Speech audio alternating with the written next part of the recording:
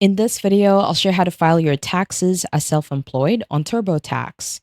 Once you are on your TurboTax account, the first step is to head over to the homepage, and from here, you want to choose the second option, which is wages and income. Now, once you click on the dropdown, click on the first option, which is review and edit.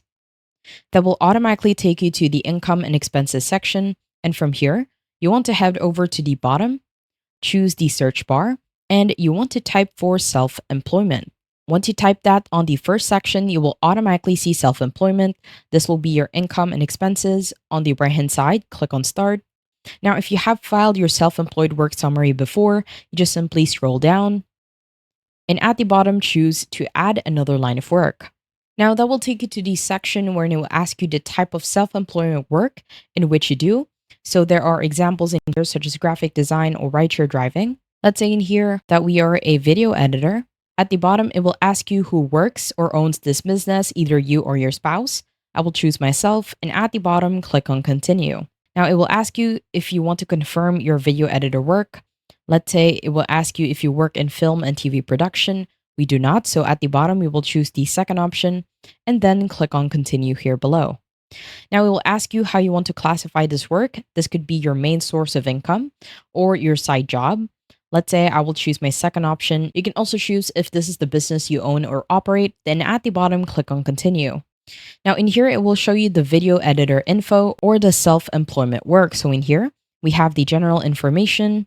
It has your payments and identification. If you want to edit, then at the bottom, you can choose to do so for each and every category. But if you have everything all set, just simply scroll down and at the bottom, click on looks good.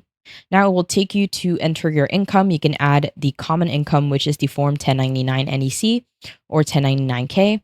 You can also add the less common income, which is 1099 MISC, or you can import from Square. If you want to skip this, then at the bottom, choose the first option. Now it's time to add your expenses. So at the bottom, click on continue.